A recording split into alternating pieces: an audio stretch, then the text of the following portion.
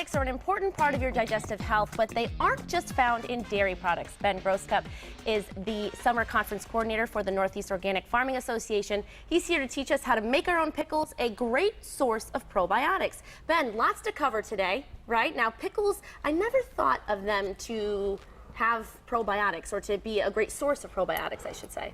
Well, with traditional pickling, it's called lacto fermentation, which is basically using the lactic acid on the cucumbers, on all vegetables actually, and we're just helping those bacteria grow because they produce lactic acid, which is a great preservative, and it can make these pickles stay for over a year. And it also is a healthy bacteria for your body that is really beneficial, so it makes them even more nutritious. Because not only does that lactic acid preserve it, those bacteria actually go through our digestive system and help both release the nutrients that are in cucumbers and other vegetables, as well as help our bodies digest other kinds of food. I always thought that probiotics were just in dairy or in yogurt and things like that, the living microorganisms that are the good bacteria. But now, pickles, and I love pickles, so it's a great match. You can ferment so many different things just by understanding some basic principles. All right, and we're going to go through those today. Yeah. All right. So, I mean, I think the first thing to understand is that there's really a multitude of ways to do this right.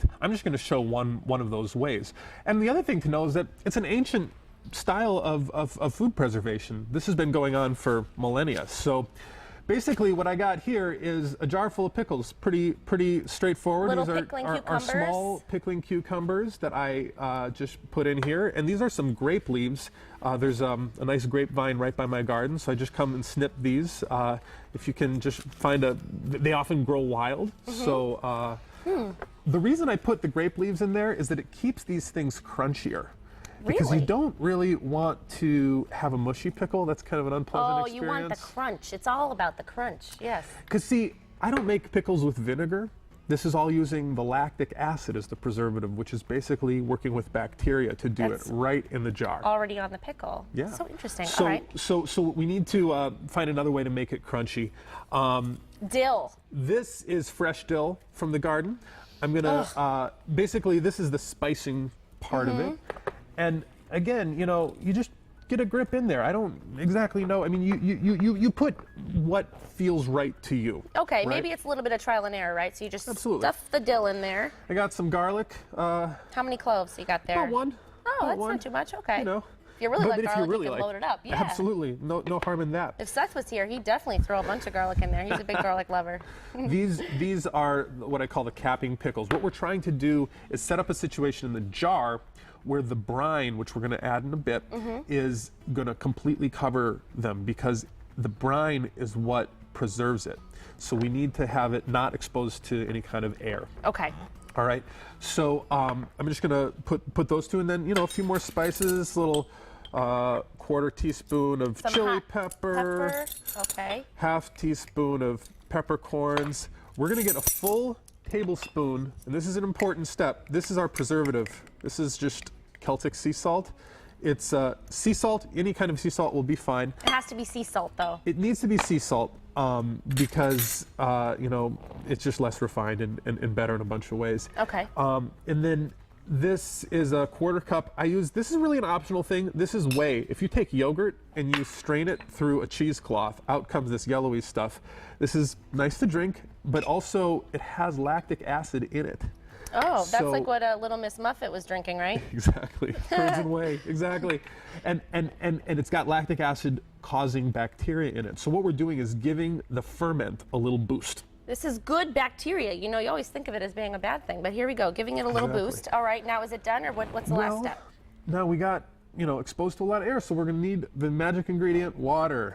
So magical. Filtered water. Okay. And I'm just going to, and the reason I say filtered water is because a lot of regular water has chlorine in it, and that's not going to be so helpful for the bacteria and to grow in. So filtered is better, and we just fill all these up. And you know, when you're doing a lot of these, you want to come up with an efficient way to do all this. So I like to set them all up in a line. How many jars do you typically make at once, would you say? Well, you know, it depends on my supply. If I have a huge harvest from that morning in the garden, you know, probably a lot more, but it's very variable. As long as you have these basic proportions set up correctly, it's going to work fine. Now, how long do the pickles last once they're pickled and they're ready to go. Over a year. Over a year in the refrigerator? Yeah, I mean, I think it's hard. They're going to taste so good, you're going to want to eat them all up beforehand. but you know, basically, I just cover these. Now, the salt is not mixed in here. What we need to do is get that salt mixed in and completely dissolved. Move it all around, right? Okay, can I help you out with that? Now, what's the next step once this is all mixed together? Do you put it right in the fridge, or do you wait? What we want to do is let those bacteria grow for a little while. So we're going to give it 3 days out on the countertop after we're sure that this is fully dissolved. Room temperature? Room temperature, because that is the temperature that the bacteria are going to grow really well in. Okay. And you're going to just double check to make sure that the vegetables haven't like risen to the top, because if they do, you know, we might want to put a little more water in that one. Okay. Because we want to cover them completely. All right.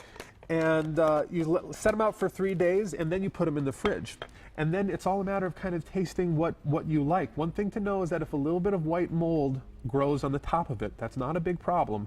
You just skim it off. You don't necessarily want to eat it, but it's not like the brine is protecting the rest of the vegetables. Oh, okay. So that's great, because we don't want the putrefying bacteria to grow. The salt will suppress the putrefying bacteria and help to make the lactobacillus just flourish and make a wonderful wonderful pickle. Ben, this is fascinating. And this is what they look like. This has been sitting there for about. Does this one have my 2 name weeks. on it? It's got your name on it.